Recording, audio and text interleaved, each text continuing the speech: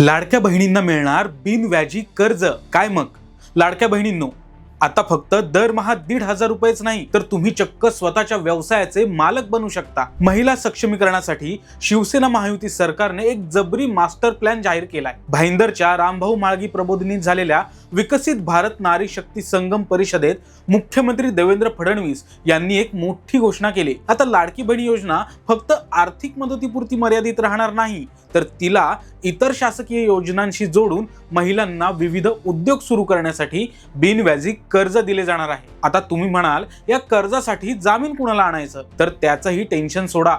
मुंबई बँकेकडून मिळणाऱ्या या कर्जासाठी तुम्हाला कोणताही जामीन किंवा गॅरंटी देण्याची गरजच नाहीये। आणि सर्वात स्मार्ट गोष्ट काय माहितीये? या कर्जाचे हप्ते भरण्यासाठी तुम्हाला पदरचे पैसे खर्च करायचे नाहीयेत। लाडकी बहीण योजनेचे जे पैसे तुम्हाला मिळतात त्यातूनच या कर्जाची परतफेड होणार आहे।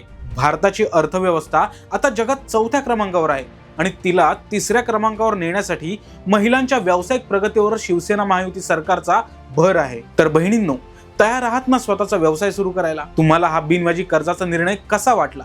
कमेंट्स मध्ये नक्की सांगा आणि तुमच्या प्रत्येक लाडक्या बहिणीला हा व्हिडिओ शेअर करायला विसरू नका। अशाच जबरी अपडेटसाठी फॉलो करा जबरी खबरी।